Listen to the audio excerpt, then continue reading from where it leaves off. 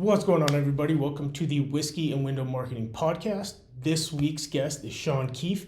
He is one of the co-owners of WinChoice USA and one of the co-owners of Morph Windows. And he's going to talk about how starting their own window manufacturing company to feed their window replacement business has actually been amazing for them and really helped them grow, especially through COVID when everybody had 6 month, 8 month, even a year lead times. So enjoy. Also, I hope you like the new, if you're watching this, podcast studio we're starting to set up. We'll be doing our podcasts and our webinars in here. There'll be a few more things. And yes, for everybody asking, there will actually be whiskey in the background, or else it wouldn't really make sense to call it whiskey and window marketing. So anyway, enjoy. And if you have any questions, just let us know. I sat down with a couple buddies last night that are contractors, and we were talking about what would it take to get a window company started in our area. Now, our population in the whole area is probably 150, 170,000 people. So it's not huge, but there's not a lot of competition. Yeah. So we were kind of mulling that over, and I said I'd talk to you about that. Well, yeah, and starting a window manufacturer is very expensive. It's way more expensive than starting WinChoice, because WinChoice is, you're a service provider. So there's no equipment, there's nothing like that. With the window manufacturing plant, we'll have, the building was $1 million, all the equipment in there. We'll have well over $2.5 million in equipment, and that's just to set up. And then you're pushing out windows, and the competition is so tough, especially before COVID. It was so tough in the window manufacturing industry. You're going up against billion-dollar dudes that have economies of scale, and they make their own vinyl and all this, and you're selling a window for $220. They come in and we'll sell it to you for $140, and it's almost a better product because they just pump them out. Yeah, and they don't really care about losing money in that aspect. Like Plygym is a publicly traded company now, $2 billion worth of companies. So if one facet is not doing it, but it helps feed another facet, they don't care. So it's tough, and that's why when we started the retail division, we started getting too big for the manufacturers we were with. So we would have 2 or 3 different manufacturers feeding us windows, and it was just hard to keep up with. So we just bootstrapped it, and we got our first equipment. We rented a building, got our first equipment. It was like $150,000 for all the equipment. We bought out our glass, and we just kind of built up to there. And honestly, you're like, man, if you can bring on wholesale clients, I can feed you whatever you need. We're still having different raw material issues to where, we can supply what we have now, but we can't bring on a second shift still because of the balances that raise and lower the windows. There's springs. There's a national shortage of that. And I think that's the last thing, that and glass. We don't have a problem with glass right now. The little things, man. All the little. It was so, yes. And it was crazy in COVID. There's what's called wool pile. And it's a small fuzzy thing. It's like, maybe an 1/8 inch big, but there was a national shortage of that. If you don't have wool pile, you cannot make a window. And if there's a national shortage. So I found like 1,800,000 feet, and I bought it all. So we never had a shortage of that. And it'll shut you down for just like some fuzzy shit that goes on a window. Crazy. Yeah. Oh, good old COVID. All that's over now. Glass, there's still kind of a shortage of that. And that's tempered steel for the balances. But after that, I think we're almost out of the COVID raw material shortages. Okay, got it. Well, hopefully soon, because man, I talked to a company in Florida, and I can't remember who their manufacturer was, but it was Impact Windows, and they're like, yeah, our lead time right now is 52 weeks. That's a year. That's a hard sell. Like, I can sell you Windows. You pay me. I'll be back this time next year. Yeah. Like, what? That's rough. Yeah, and Impact windows are very hard to make. They're steel reinforced. The glass is like laminated a lot of the times. They're tough windows to build. Yeah, that makes more sense. And it's just crazy that it's that far out. Yeah, and before COVID, this has never happened in our industry. You go anywhere, 2 week lead time, and man, they're fighting for you and everything like that.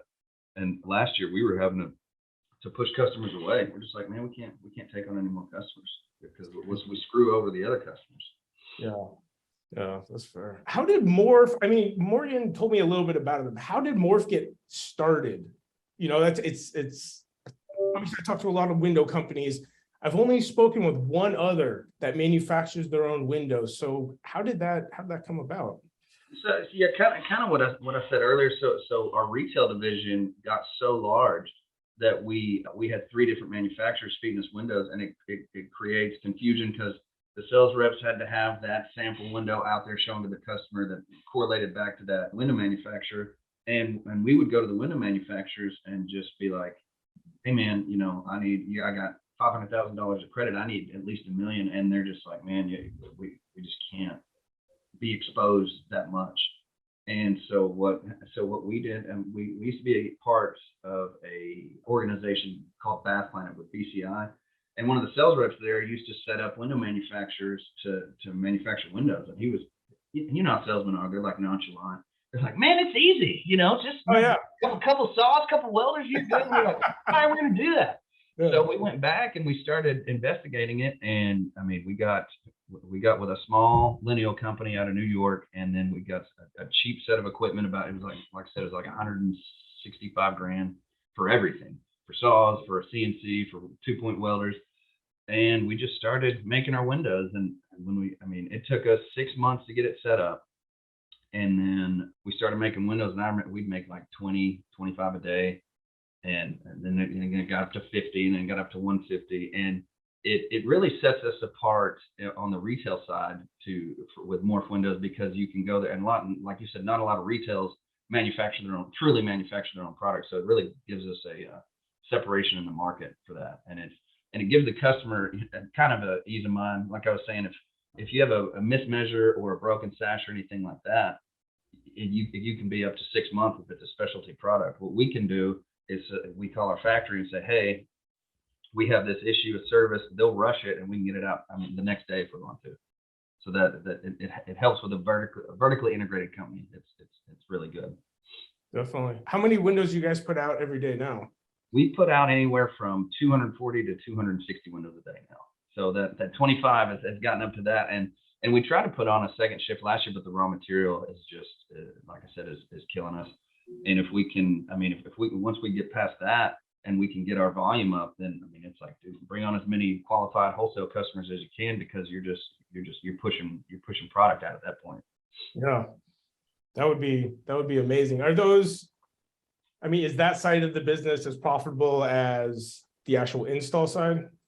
No, it's not, because the margins are tight. And now, and the good thing about owning your own customer like WinChoice, so if when raw material goes up or anything like that, we can raise the price per unit to WinChoice, and they don't really care. But the profitability side is much more on the retail side. Window manufacturing is a grind, and we do it really just as an organization as a whole, just to be able to service our clients and just set us apart and have control our growth pretty much too. So if we want to go in these new markets and do all that, we know that, hey man, we'll just have to work overtime at the plant or whatever to get that product out. And you don't have to go to a partner that has 100 other wholesale clients. It's like, no, I can't make that for you. Yeah, it's a fairly genius business plan.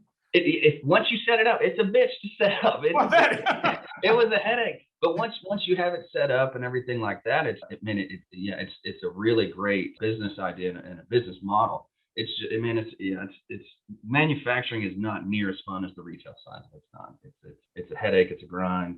The margins aren't super fantastic, but as a company as a whole, we're very robust with what we can do. Definitely. Where are your plans to expand? I know I think I talked to Will a little bit about this, and he was talking about, in the future, somewhere on the West Coast and essentially nationwide. But right now you're essentially staying within 12 hours of the plant. Yeah. So ideally, if you can do within a day truck route of anywhere, like a big circle, and trucks can go about 11 to 12 hours. So the plan is to bring up our current markets right now, and then start expanding markets, because within 12 hours, we've got a ton. We've got Chicago, Nashville, St. Louis, Kansas City, Oklahoma City. You got all kinds of different markets that we can expand here, and we've got plenty of room. So we could, our 5 to 10 year plan on that facility is getting it up to about 1,500 units with 3 vinyl lines, and 1,500 units a day with 3 vinyl lines, 2 glass lines. And then kind of look at it at that point if we do want to expand out in Midwest or Northeast or anything like that. And what we would do at that point was either purchase a existing manufacturing facility and put our stuff in there, and then create another wind choice that expands 12 hours outside of that, or set up a whole new facility. Whatever would be easiest. I think the easiest way would just to be acquire a manufacturer that's already going and place our people, our fixtures, our lines in there, and just expand that way. Yeah, because really with 2 or 3 plants like in the US, you could cover almost the entire country. Yeah, you can cover everything. I think that we could do it with 3 really good plants, if we wanted to. But I mean, if you get 3 wind choices and 3 Morph Windows in the US, we are going to be a big ass company. I will be very happy. The long-term goal, man. That is, yeah, it's the long-term goal, man. And because we're really good at it, we make a really good product. The customers love it, and if you make a good product and you install a good product, they're awesome windows, and that's why we keep growing and growing and growing. Yeah, seems like you guys have some pretty good people that work for you too. Everyone I met was extremely nice. Man, yeah, we've got a great team, everybody, and we've built that over 10 years now. That just our team is awesome, and that's why me and Morgan can take so many vacations and stuff. That is nice, man. That's awesome. I was out of the office for 2 days this week just because I have my kid and I don't want him to sit on the couch for 10 hours while I'm here. Yeah. And our new guy was like, "Where's Jesse? Is he coming in? I need to talk to him." Like, you have an operations manager. Just go to him. Go to him. Yeah, there's a hierarchy. Don't just come to me for everything. And that's really part of growing your business. And as you grow and things like that, it's putting in that hierarchy, and then getting your managers to really be able to take that role on for you. And it takes a long time to train them up and to learn to do what you do pretty much and replicate yourself. It's taken us quite a while, but our team, we've worked with our management team now for like 4 years straight, and they've been here, they've been in the positions, and they're all pretty good at it.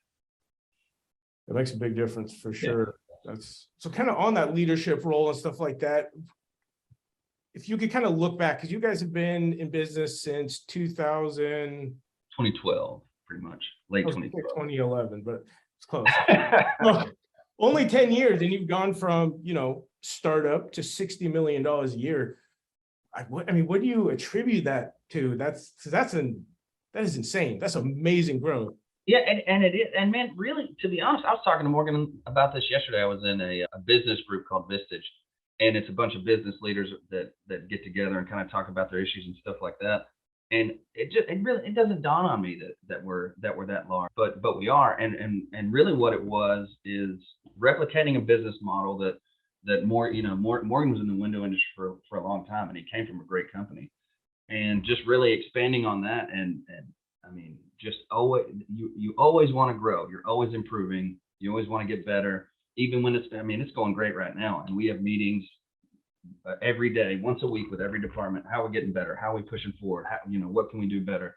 And it's really, and I think the growth comes with that. And also giving people the opportunity in your organization to rise up as leaders and take the role as that. And they do. I mean, we're just surrounded by great people, great managers, and we all work together, every day as a team and for a common goal. Because Morgan will come in once a month, and he has annual goals, and we set that out, and we just constantly hit targets, constantly hit goals, and just keep going, because we're 60 million now. Within 5 years, we want to get to that $150 million mark, and then see where we go from there. Small goals first, and then little ones, little one. Oh, it's insane. And it's I think really the craziest thing is, even just since we've worked together, the amount of growth that I've seen, you don't see a window company grow 30-40% at your size year over year, but you guys have done it. And that's like a different level. That is insane. So obviously doing something right. We're like I said, we're good. We're growth minded, and we got a good team, and we're all pushing to just get bigger and better, and that's just what we push for every day. So what is your background in? I know Morgan started in window replacement. What about you? So obviously I never thought I'd be in the window industry. Nobody ever wakes up one day and they're like, you know what, I want to make vinyl windows and put them in. Yeah. Childhood dream. Yeah, exactly. Yeah, I think I wanted to be a cop or something. I don't know. But when I graduated high school, I flunked out of college, and it's kind of, kind of the black sheep of my family. Partied a lot. My brother went to college, went to the Navy, and things like that. And I started out as I got a job as an electrician, and then I worked my way up through that, and then I got a job at AT&T as a telephone guy in like 2005, 2008, something like that. And me and Morgan would, we were childhood friends, and we talked on the phone all the time. And he was like, he worked for a really good window company, and then he worked for a shitty one. And he's like, man, if these guys can do it, I think anybody can do this. And I was like, bro, I'm working 70 hours a week. It's in attics. I'm climbing up telephone poles. I hate my job. I was like, what? I was like, if you want to do it, let's do it. And we started flipping houses, and we flipped 3 houses. And I remember the day the last one closed, we had like, I thought we were rich, man. I think we had like $32,000 to clear. And I was like, all right. I was like, well, quit my job. He's like, oh, you mean like today? I was like, yeah, dude, today. And he's like, I'm not really ready for that. And I remember telling him, I was like, well, we got 2 choices. I was like, well, you can quit, or I'm going to kick your fucking boss's door in and tell him you quit. He's like, all right, I'm going to quit. And that's really kind of how it started. And I remember starting the company. We'd never done anything like that before. We were just like, all right, we're going to start selling. We're going to figure it out. And we were both setting leads. We were both going and selling the windows. I'd never sold anything before in my life. And I'm just going in there, talking to people, didn't show a window, didn't show anything. Just like, and it just worked out. There was a lot of trials and tribulations along the way, especially with money. And we ran at the first few years, we ran out of money quite a bit and got into some situations that were tough, but we always persevered. We always got through it. We always found a way. And then in the last 3 years, man, it's really taken off, and the fruits of our labor have really came about now. But yeah, so before the window industry, I was just a telephone guy at AT&T hooking up telephones. No joke. I believe Will told me AT&T, but he didn't say anything about electrician. So my thought was he was selling cell phones. No, yes, no. I was an electrician for 3 years, and then I was just AT&T before. And cell phones were a big deal then, but used to, and it's not a big deal anymore. But AT&T, the linemen it was a big union, and you can make a lot of money in that. Man, I was like, man, if I just work here for 30 years, I'll get a pension and I'm good. But then doing that, they just work you to the bone, which a lot of big companies do. And I was just, that was not for me. Yeah, fair enough. Got it. Okay. Yeah, I figured. So my thought was, and I guess I just put it in my head, had sales experience from selling telephones because I know they're commission based. So you had sales experience going into it. And I think that's how me and Morgan have been a big part. Have we been so successful because we're really good friends, and we're so opposite. So he was the salesman, fly by the seat of his pants. I'm very responsible. I did all the accounting, the banking, had the good credit to start everything, and we really just balance each other out really well. Because even in that Vistage meeting, they were asking me, well, are you the sole owner? Do you have a partner? I was like, I got a 50-50 partner, and they're all just like, oh my God, how have you made it this long?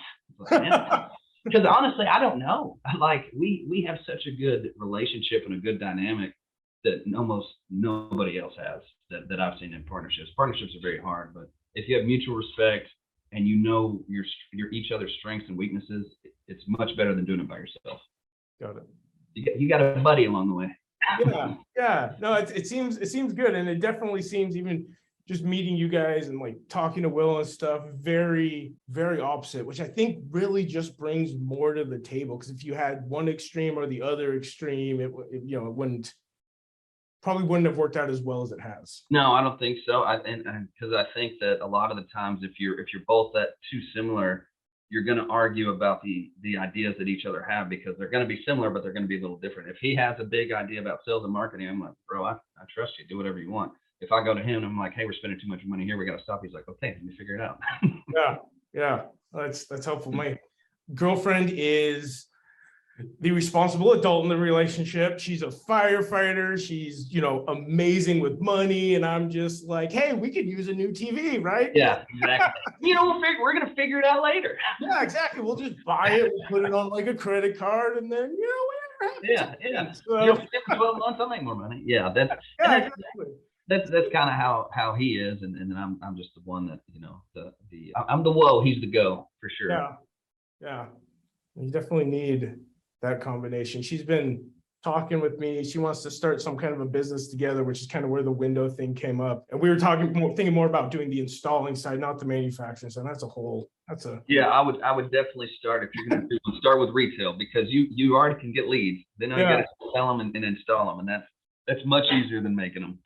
Yeah, I wasn't massively impressed by the plant though. We did get a lot of good video and a lot of good footage of that, but just the scale that it's at is, I guess I didn't really realize how big your plant was. Yeah.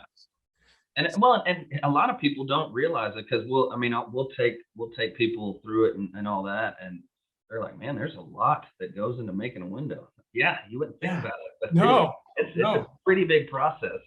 And we really didn't know either when we first started manufacturing, because that guy, the BCI guy, was like, man, it's easy. Welders and a saw, good. Until you get in there, it's like, man, this shit is gonna be hard. But I think the plant's been going now for 6 years, and we got a good plant manager over there, and a good team. And I mean, I spend most of my time now on the admin side of both companies. I don't have to be down there as much on the production side of making sure everything's working, because the team down there is really good.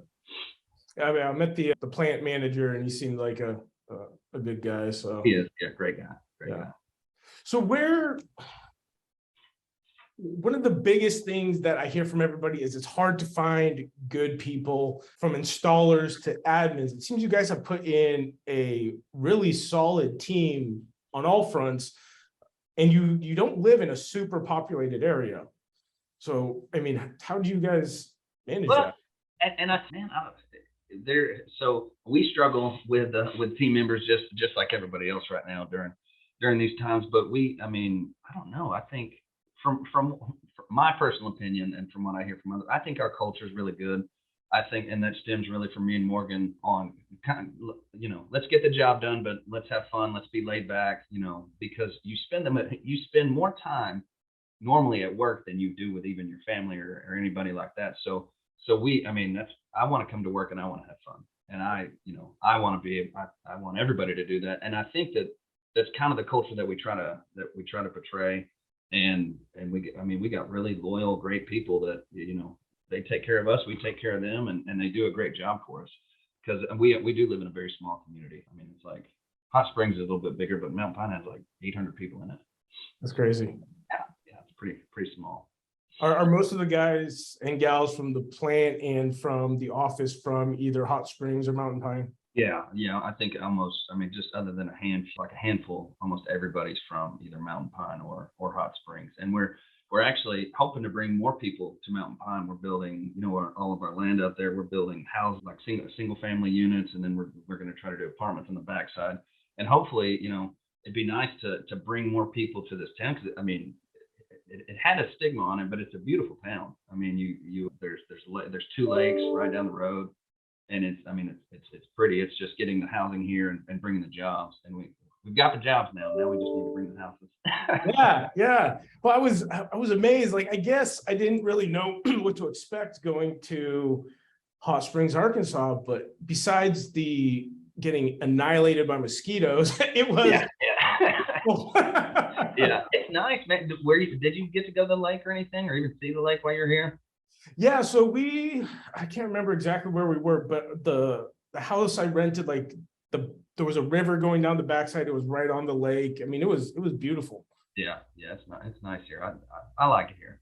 Yeah, I was telling my girlfriend about it, and so we're gonna make a trip down there sometime this year. She just wants to see everything, and just even the history of the town. Like, yeah, it's pretty cool. Yeah. What? Like, yeah. insane. Not what I was expecting, but beautiful area. So yeah, I mean, if you could bring more people there, I'm sure it's. Yeah, that's yeah, for sure. And we've also to scale out even more. that's why we started the Atlanta markets and the Dallas markets and the call centers, just because it's, when we're full out and you got 150 callers, it's really hard to find 150 qualified callers, and even, really in Central Arkansas.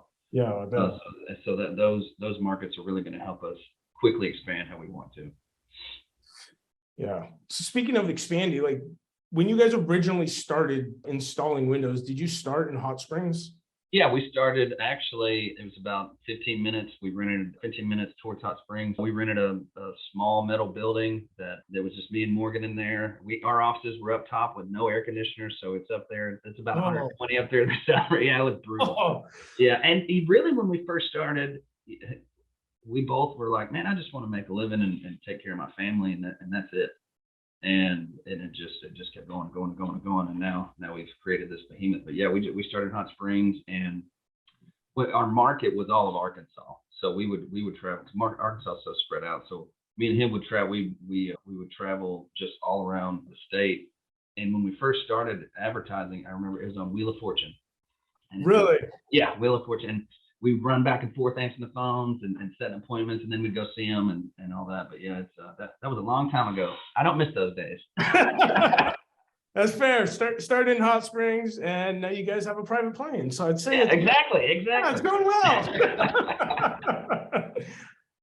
When you decided to move into other markets, like what made you choose the market you went to? And man, we kind of started just in Arkansas, just started expanding out. We would go to northern Louisiana, we go to Memphis, we go to what would that be, western Mississippi, and then down into Texas. And for a long time, we would go into Dallas, and then we pull out, and we go back in, and we pull out, because I don't think we were ready as an organization to be down to actually expand it and be down there, because as you said, Texas is the bane of your existence with the, Yep.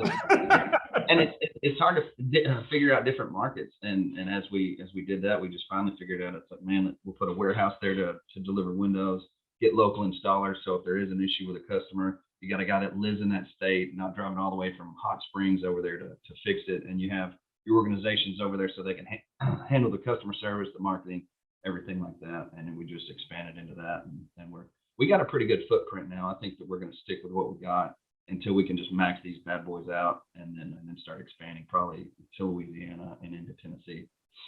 Got it. You guys just put in a call center in Atlanta, is that correct? The call center in Atlanta was this year, and the Dallas one was this year. And yeah, so we hit both of those pretty early this year, and we've got two great call center managers there, and they're working their way up. They're good at setting the leads and all that. It's just really getting the experience of schedule fill, moving appointments, confirmation, cancellations, just everything like that. It just takes a while to learn the game. Yeah. And they're getting better. We meet with them weekly, and they get better every week. It just takes time. Got it. Yeah. Well, cool, man. Well, yeah, I got an 11. I got an on board. But thank you for bringing me on your podcast, bro. I appreciate it. Yeah, no, thanks for coming on, man. It's like I said, super interesting to talk to you guys, see what you've done, and especially with manufacturing your own windows. It's just a different way to do things, which obviously has been worked out very well for you guys. Yes, it has. Yeah. I appreciate it, Shaun, and I'll talk to you later. All right, buddy. Good seeing you, Jesse. You too. Bye.